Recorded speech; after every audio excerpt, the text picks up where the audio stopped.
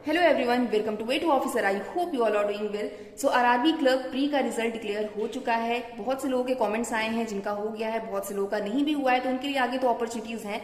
But जिनका हो गया है आरआरबी क्लर्क, उनके लिए मेंस जो है वो 1 अक्टूबर को होना है। सिर्फ और सिर्फ 20 दिन बचे हैं आज को इंक्लूड करके।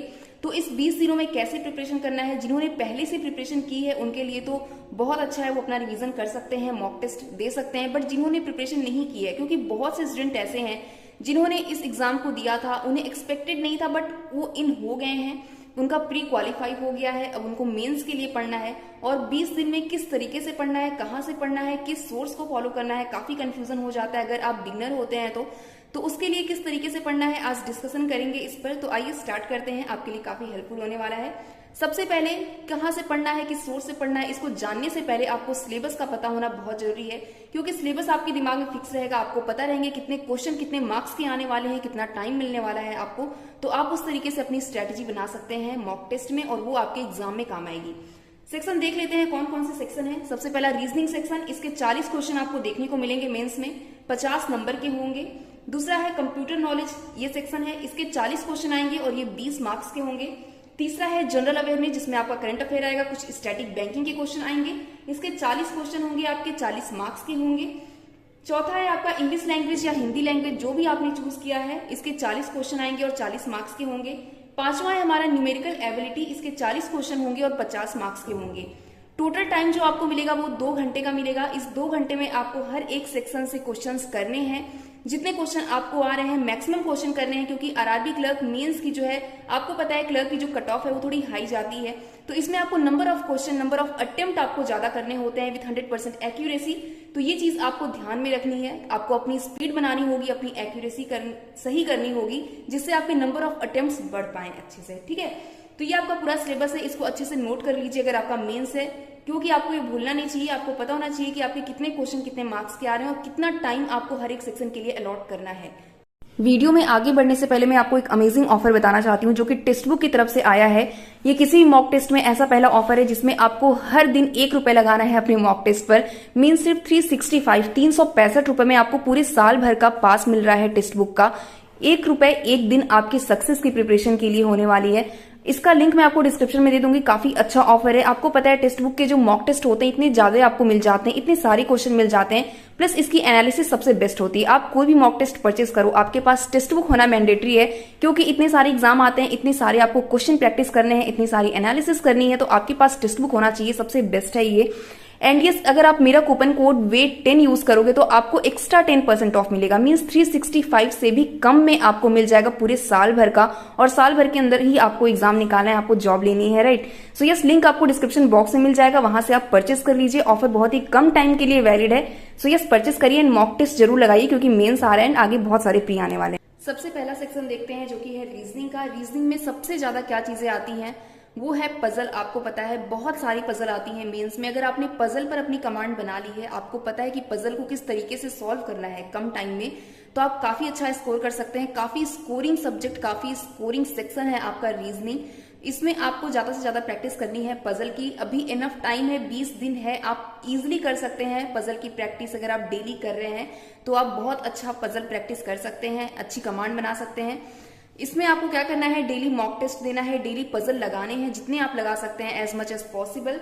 और अगर आपको मेथड समझना है कि किस तरीके से मेंस के पजल सॉल्व करने हैं, क्योंकि मेंस के पजल प्री के पजल से काफी डिफरेंट होते हैं, तो कभी कभी कुछ मेथड ऐसे होते हैं जो हमें पता होने चाहिए, या फिर नहीं समझ में आते हैं पजल, तो किस मेथड से सॉल्व करना होता है, उसके लिए आप अंकुश लांबा सर की वीडियोस देख सकते हैं। यूट्यूब पर फ्री अवेलेबल है, आपको सर्च करना है simply mains level puzzle by Ankush Lamba sir. आपको बहुत सारे ऐसे वीडियोस मिल जाएंगे, बहुत सारे ऐसे पजल मिल जाएंगे, जिससे आप सीख कर अप्लाई कर सकते हैं अपने मॉक टेस्ट में, जो आपके एग्जाम में काम आएगा।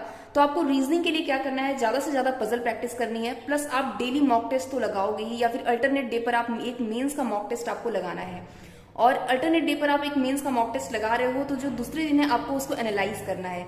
तो यहाँ पर आपकी डेली जो है मॉक प्रैक्टिस भी होती रहेगी, और आपको अलग से पजल लगाना है। पजल बहुत इंपॉर्टेंट है अगर आपको अच्छा स्कोर करना है। और ट्रस्ट में सबसे ज्यादा स्कोरिंग टॉपिक होता है आपका रीजनिंग, क्योंकि इजिली आप इसको कमांड बना सकते हो इसमें कम टाइम में।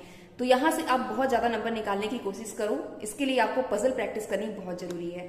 दूसरा है कंप्यूटर। कंप्यूटर के लिए क्या करना है, बहुत सारे स्टूडेंट ऐसे पूछे थे कि कंप्यूटर कहाँ से पढ़ना है। बहुत सारे सोर्स हैं, बहुत सारे टीचर हैं, बट जहां से मैंने पढ़ा था मैं वो बता रही हूँ। ऑली बोर्ड पीडीएफ है जो आप इसको ले सकते हो, निकलवा सकते हो, इसकी हार्ड कॉपी या फिर सॉफ्ट कॉपी में भी जैसे भी आपको ईजी लगता है पढ़ना आप उस तरीके से पढ़ सकते हो। तो ऑली बोर्ड का एक पीडीएफ आता है, कंप्यूटर अवेयरनेस बोल्ड पीडीएफ है, तो उसे आप डाउनलोड कर लो, उससे पढ़ो, रिविजन करो। इसको आप डाउनलोड कर सकते हैं गूगल से, आप सिंपली सर्च करेंगे ऑली बोर्ड पीडीएफ कंप्यूटर अवेयरनेस, तो आपको इजीली मिल जाएगा। वहां से डाउनलोड करके आप पढ़िए, इसे रिवाइज करिए कई बार, बहुत ज्यादा बड़ा नहीं है, बहुत ही कम पेजेस में है ये और इजीली आप कर सकते हो। इसके साथ साथ आपको अड्डा की डेली क्विज लगानी है। जैसे आप ऑली बोर्ड का पीडीएफ पढ़ रहे हो, उसे रिवाइज कर रहे हो, साथ साथ में अड्डा की डेली क्विज लगाओगे तो काफी चीजें आपकी क्लियर हो जाएंगी कि क्वेश्चन किस तरीके से फ्रेम हो रहे हैं, जो आप पढ़ रहे हो उसके क्वेश्चन किस तरीके से बन रहे हैं और किस तरीके से आपको सॉल्व करना है, किन चीजों पर ज्यादा फोकस करके उसे याद करना है। तो ये चीजें कर सकते हैं। प्लस आप मॉक टेस्ट तो लगाओगे ही, जो मेंस का मॉक टेस्ट है, तो वहां से भी काफी क्वेश्चन आपको मिलेंगे। तो आपको देखिए टाइम कम है, आपको बहुत ज्यादा सोर्स आपको नहीं रखना है, कम सोर्स में अच्छे से पढ़ के उसे रिवीजन भी करना है, क्योंकि जब तक रिवीजन नहीं होगा यहाँ से आप नहीं निकाल पाओगे नंबर। और कंप्यूटर अवेयरनेस एक ऐसा टॉपिक है आरआरबी का जिसमें क्या होता है कि बहुत ट्रिकी क्वेश्चन पूछे जाते हैं, क्वेश्चन बनाए जाते हैं ट्रिकी। अगर आपने अच्छे से नहीं पढ़ा है या आपने 2-3 बार रिवाइज नहीं किया है तो आपके स्कोर इसमें कम हो सकते हैं और आपकी सेक्शनल कट ऑफ क्लियर नहीं हो पाएगी। बहुत सारे स्टूडेंट का ऐसे मैंने देखा है जिसकी ओवरऑल कट ऑफ क्लियर हो जाती है बट कंप्यूटर में वो फेल हो जाते हैं। तो ये चीजें आपको नहीं करनी है, आपको एक ही सोर्स रखना है, उसको एक बार पढ़ना है और कम से कम 3-4 बार उसे रिवाइज करना है। वहां से आपकी इजिली क्वेश्चन इतने बन जाएंगे कि आप सेक्शनल क्लियर कर लोगे। ठीक है, तो कंप्यूटर का सेक्शनल क्लियर करना बहुत इंपॉर्टेंट है, क्योंकि कभी कभी ट्रिकी क्वेश्चन पूछे जाते हैं और सेक्शनल क्लियर नहीं हो पाता है, तो इसको ध्यान में रखिए, रिवीजन मस्ट है।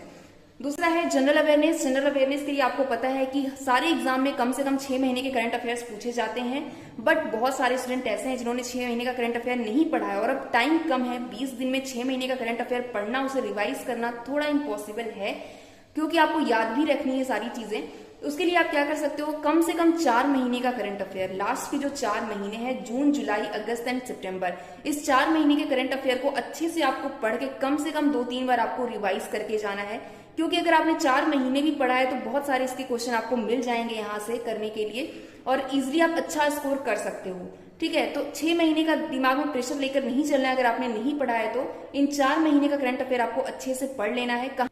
कहाँ से पढ़ना है आपको पता है, अफेयर क्लाउड का वीकली उठाओ, वीकली से पढ़ के रिवीजन कर डालो जितने भी हैं आपके 4 महीने के।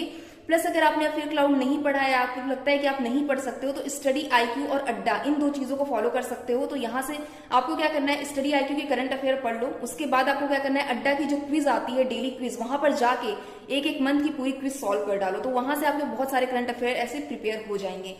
तो इन सारे सोर्स को आप फॉलो कर सकते हो। सोर्स आपको बहुत मिनिमम रखने हैं, आपको रिवीजन ज्यादा करना है, ये इंपॉर्टेंट है।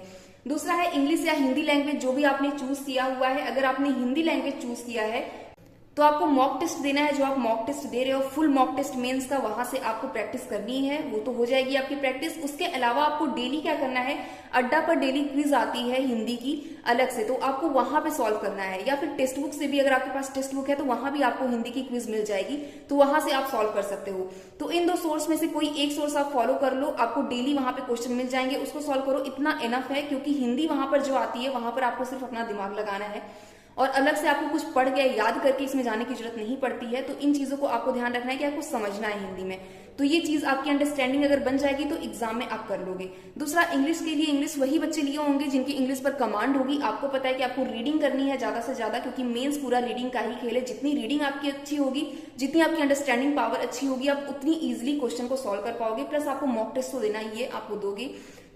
तो इस आपको इंग्लिश और हिंदी के लिए अलग से कुछ करने की जरूरत नहीं है, सिर्फ मॉक टेस्ट प्रैक्टिस करना है, इतना इनफ है आपके लिए।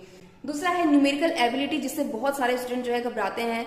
इसमें बहुत सारे स्टूडेंट को डर लगता है कि डीआई हो पाएगी या नहीं, अर्थमेटिक के क्वेश्चन बन पाएंगे या नहीं बन पाएंगे, कितने क्वेश्चन बनाने हैं। देखिए, अगर आपने अच्छे से प्रिपरेशन की है तो क्वेश्चन टफ है तो सभी के लिए टफ होगा, अगर इजी है तो सभी के लिए इजी होने वाला है, राइट। तो ऐसे आपको मन में पहले से प्रेडिक्शन करके नहीं चलना है कि क्या होने वाला है। आपको क्या चीजें ध्यान में रखनी है, ज्यादा से ज्यादा आपको डीआई सॉल्व करना है, और डीआई आपको सॉल्व करना है, साथ साथ में अर्थमेटिक के क्वेश्चन भी सॉल्व करने हैं। पहले क्या होता था, ज्यादा से ज्यादा डीआई ही पूछी जाती थी, अर्थमेटिक के क्वेश्चन कम पूछे जाते थे। बट अब क्या होता है कि दोनों के पोर्शन काफी बराबर होते हैं, अर्थमेटिक के क्वेश्चन भी काफी आते हैं अच्छे खासे और डीआई भी आती है। तो अगर आपको अर्थमेटिक आपने अच्छे से पढ़ ली है और आपने डीआई लगाई है तो आप अच्छा खासा नंबर यहाँ से निकाल सकते हो। तो आपको इन चीजों पर वर्क करना है, क्योंकि डीआई जो आपकी ज्यादा पूछी जाती है वो अर्थमेटिक बेस्ड ही होती है। तो आपको अर्थमेटिक पर अपनी कमांड बनानी है, अर्थमेटिक के क्वेश्चन सॉल्व करने हैं आपको। अगर आपको अर्थमेटिक के क्वेश्चन आ गए तो आप डीआई तो इजिली कर लोगे, क्योंकि वही पूरा डीआई में ही पूछा जाता है। तो इस अर्थमेटिक पर फोकस करिए। और कहाँ से कर सकते हैं? प्रैक्टिस करना है आपको मॉक टेस्ट से। आपको पता है कि मॉक टेस्ट से तो आपको प्रैक्टिस करना ही है, प्लस मेंस लेवल के क्वेश्चन की प्रैक्टिस करने के लिए, उसके मेथड को समझने के लिए आप आशीष अरोड़ा सर के वीडियोस को फॉलो कर सकते हैं, उनके मेथड देख सकते हैं और समझ सकते हैं कि मेंस लेवल की डीआई को सॉल्व कैसे करना है, अर्थमेटिक के क्वेश्चन को सॉल्व कैसे करना है। एंड ये जितनी प्रैक्टिस करेंगे उतना ज्यादा आप शार्प होते जाएंगे। तो ये इंपॉर्टेंट है। तो ये आपका पूरा सिलेबस था। जितने भी वीडियोस के लिंक है या कंप्यूटर अवेयरनेस की पीडीएफ के लिंक है वो सारा मैं आपको डिस्क्रिप्शन बॉक्स में दे दूंगी, तो आप वहां से डाउनलोड करके पढ़ सकते हैं। इतना आपको ध्यान रखना है कि आपके सोर्स मिनिमम होने चाहिए, आपका रिवीजन 2-3 टाइम्स होना चाहिए और आपकी पजल और डीआई की प्रैक्टिस बहुत ज्यादा होनी चाहिए रेगुलर बेसिस पर।